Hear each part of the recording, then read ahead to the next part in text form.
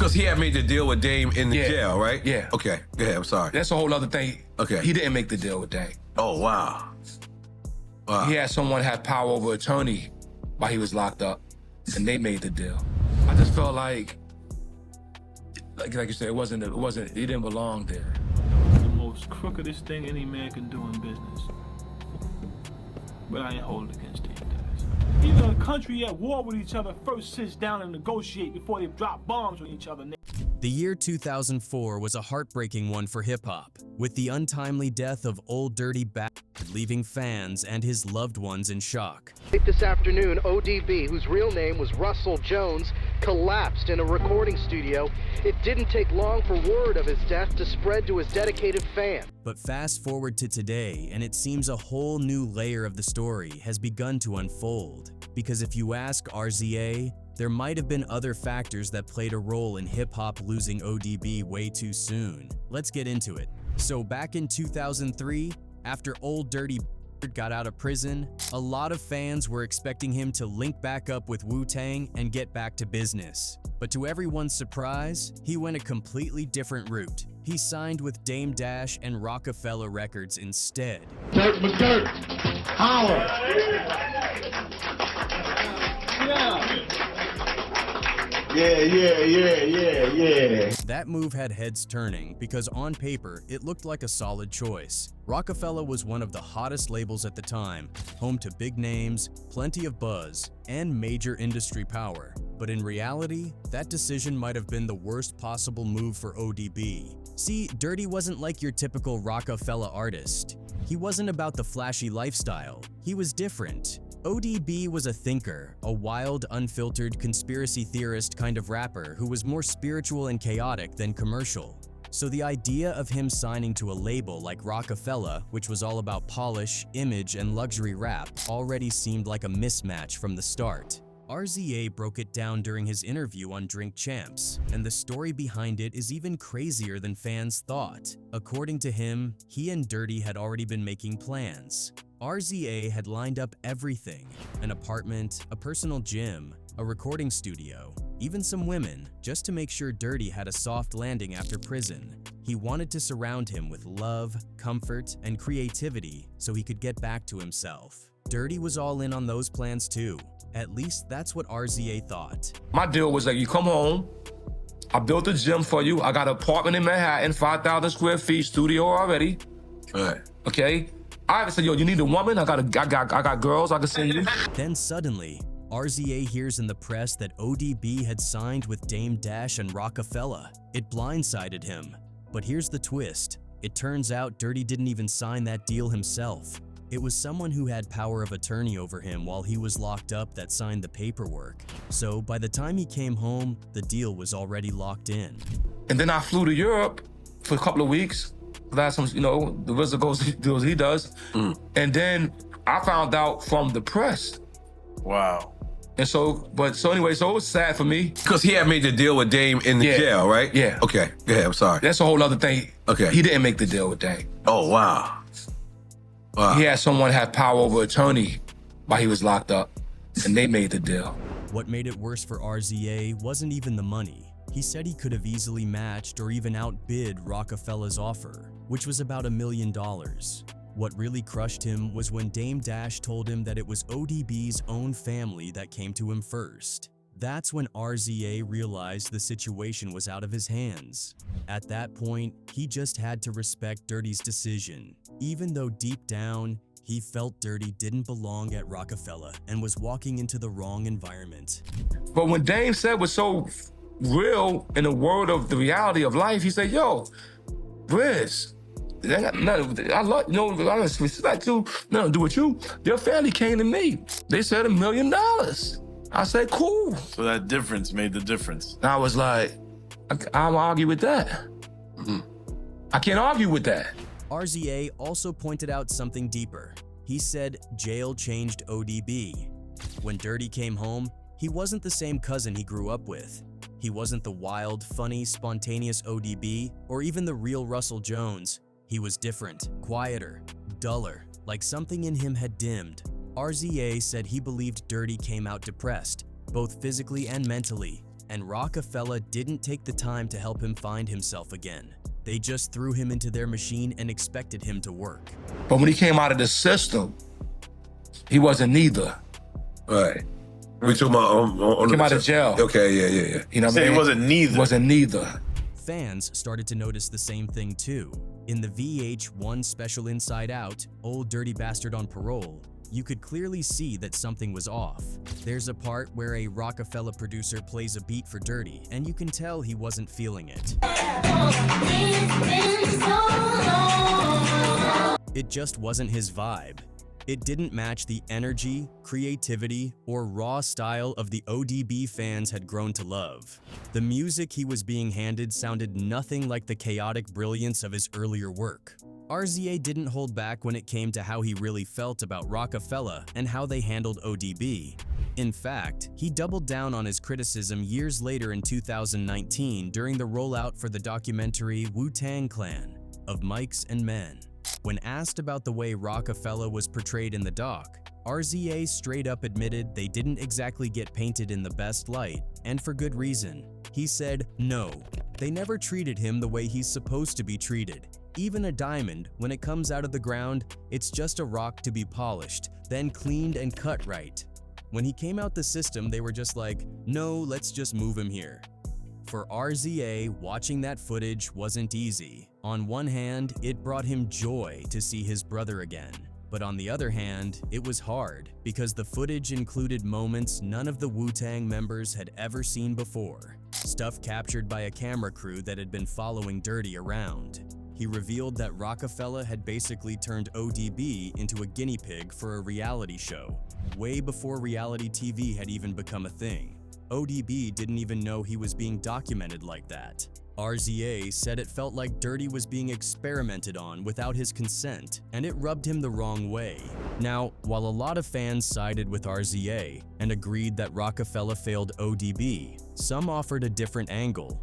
They pointed out something that came up in that same VH1 Inside Out special when Dirty was fresh out of prison. He openly mentioned that none of the Wu-Tang members had come to visit him while he was locked up. I love Wu-Tang, you know what I'm saying? That's my boys. But when I came to that prison, man, it wasn't with me there 100%. I don't know what you're saying on this. And for some fans, that was the missing piece of the puzzle. Maybe that's why Dirty signed with Roc-A-Fella. Maybe he felt abandoned. Maybe he was tired of waiting on his brothers and just wanted to try something new, something that felt more immediate, more family than the family he thought had left him hanging. But unfortunately, that move would prove to be a huge misstep. Instead of finding people who could help guide him, nurture him, or protect his fragile state, Dirty ended up in the hands of people who either didn't understand him, didn't care, or just wanted to profit off his name.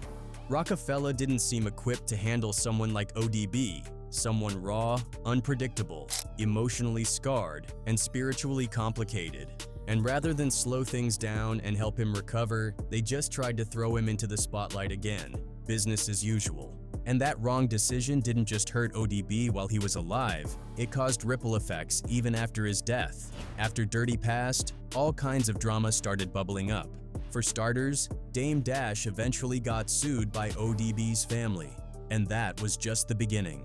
Dirty's own son, Young Dirty Bastard, publicly called Dame out during an interview, accusing him of holding on to a full album's worth of unreleased material, songs, rights, and recordings that belonged to his father.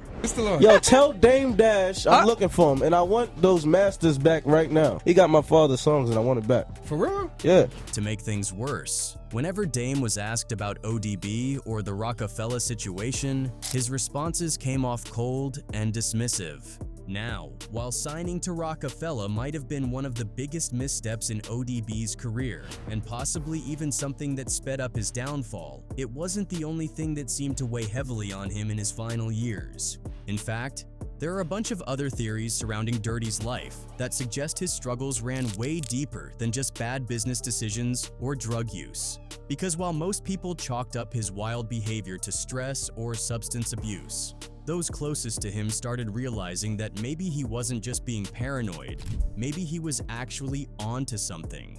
See, long before he passed, ODB had been telling people he believed the government was watching him, and to a lot of folks at the time, it sounded like he was just spiraling or slipping into conspiracy mode.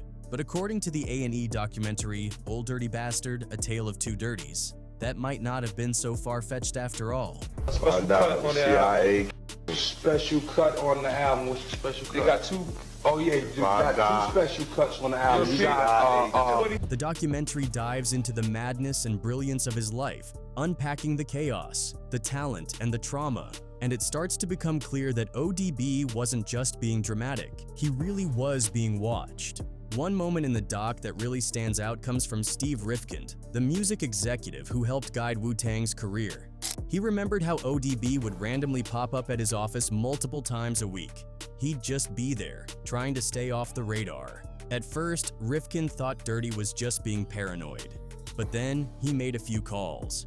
And what he found out was chilling. Law enforcement really was keeping tabs on him. They weren't just watching, they were following him. And it wasn't just the NYPD either. According to the documentary, the so-called hip-hop police had been tailing Wu-Tang for a while. This special task force, officially called the Enterprise Operations Unit, had been formed specifically to monitor rappers. That's right, an entire unit created just to shadow hip-hop artists like they were organized crime figures. Their job was to gather intel, build profiles, and basically treat rappers like they were running street cartels. ODB, being one of the most high-profile and unpredictable members of Wu-Tang, made for an easy target. From random traffic stops to showing up at venues and noticing undercover cars across the street, the pressure was always there. He was living under constant surveillance, and it wasn't just in his head. Years later, in 2012, things got even more real when ODB's FBI file was released through a Freedom of Information Act request. The file was 95 pages long, heavily redacted, and full of disturbing details. Turns out, the FBI had been tracking the entire Wu-Tang Clan from around 1999 to 2004, right up until the year Dirty died. While the file didn't pin any specific crimes on the group directly, it painted a picture of a world filled with suspicion, alleged violence, and serious criminal allegations. And then came the real bombshell, a letter that reportedly landed on the desk of the U.S. Attorney's Office. According to the New York Daily News, this letter was backed by FBI files and accused Wu-Tang Clan of being tied to a range of heavy street activity, drug trafficking, gun running, carjackings, and so on. It also claimed that certain unnamed individuals connected to the clan were acting as enforcers. These weren't just crew members tagging along. They were allegedly the ones handling the dirty work behind the scenes. Intimidation, beatdowns, hits, basically acting like muscle for the empire. In the early 90s, the FBI were trying to put a RICO on you guys. You're always trying to put a RICO on us. We all got, a lot of us got drugs on our records. So they, some stupid director, FBI director thought he was cool for him to we could put a RICO. Now, whether any of that is actually true is still a mystery. Wu-Tang, in true Wu-Tang fashion, didn't say much about it publicly. They didn't deny it, but they didn't confirm it either. And that silence only added more fuel to the fire. For some fans, it was just another case of the government trying to take down powerful black voices in hip-hop. But for others, it raised a lot of questions. After all, ODB had been saying for years that someone was after him. Maybe he wasn't just paranoid. Maybe he was living through something real, something that chipped away at him mentally and emotionally. But no matter how wild ODB got, no matter how off the rails his behavior seemed, one thing was always clear: the people loved him. Fans didn't care about his antics. In fact, they embraced them. That chaotic energy, that unpredictability, that strange mix of madness and magic, it was part of who he was. Like that one time he literally stopped his BMW in the middle of a highway just to light a cigarette and play video games. He had a PlayStation hooked up in the back seat, controllers and all. Then there was the day he crashed his car straight into a mailbox on the way to a scheduled interview. Most people would be stressed or embarrassed, not Dirty. He just walked in laughing like nothing happened, hijacked the mic, and turned the whole moment into comedy gold. That was the beauty of him. He could turn wreckage into entertainment, chaos into charisma. He was a walking contradiction, and people didn't love him in spite of that. They loved him because of it, because it was real. There was no filter, no media training, no carefully curated image. What you saw was what you got. People love to be around Dirty. Dirty loves to have a good time. Dirty loves to be under the spotlight. So when you see what you see what you get, what you get, what you see is what you get, what you see. But that same lightning that made people gravitate toward him, it burned through everything it touched. He was a father to 13 children, little dirties, as folks would say, spread across 6 different women. He missed court dates, missed child support payments. The man had money, sometimes millions at his peak, but he'd still walk into a store with a fat roll of cash and steal a pair of $50 kicks. Why, no one knows. Maybe it was rebellion, maybe it was impulse, maybe he just didn't care. He once said he was keeping it real by not paying taxes and staying close to the streets. And maybe, in his mind, that was the truth. Maybe he couldn't let the streets go even when he had every reason to. But while that was the darker side of Dirty, there were moments when the light broke through, and it shined just as brightly. Take that night in Brooklyn, 1998. A car accident left a 4-year-old girl pinned under a flipped Mustang. Before the emergency crews even got there, ODB jumped into action. He rounded people up, got them to work together, and helped lift the car off the child. You get incredible strength sometimes in a moment of panic. Yes. And you lifted the car off the girl. By yourself? No, he got some people there. Some people there, and it just happened, Then, just a few hours later, he was at the Grammys, marching on stage in the middle of Sean Colvin's acceptance speech to let the world know. Wu-Tang is for the children. And as wild as that moment was, it stuck, because he meant it. I don't know how y'all see it, but when it comes to the children, Wu-Tang is for the children. That was the duality of ODB. He'd ghost interviews or show up halfway sober, then randomly drop deep takes on music, talking about the Beatles, alternative rock, even Barry Manilow. He'd sit down for an MTV spot and somehow end up giving teenagers life advice about love and heartbreak. He wasn't putting on a persona. He was the persona. He didn't try to fit in. He made the world bend around him. And he always looked out for his people. If a venue told him no guests, he'd roll up with his whole block and say, "They're with me," no question. If someone spilled a drink on his shoes, he'd pour the rest of his own drink on himself just to say, "Now we're even." He lived by his own rules. Messy, unfiltered, but always loyal. He wasn't just a wild performer. He was a protector, a mentor. He'd spend hours on the phone with up-and-coming rappers, talking them through life, trying to keep them from falling into the same traps he did. He gave out gems while he was still falling apart himself. But the more fame he got, the more it seemed to break him. With every platinum plaque and magazine cover, the man behind the madness started to fade. Fame gave him the mic, the money, the spotlight, but it also gave him a mirror. And when he looked in it, he didn't always like what he saw. The erratic behavior got worse. The mood swings, the paranoia, the mental spirals. There were nights where he'd pace the hallways of a hotel at 3 a.m., convinced he was being watched, whispering about voices, shadows. He'd knock on a friend's door, just needing to feel safe. And they'd sit up all night smoking, drinking, laughing, trying to drown out whatever was chasing him. One time, they got so high, they swore they saw UFOs. The next morning, he was gone, just vanished.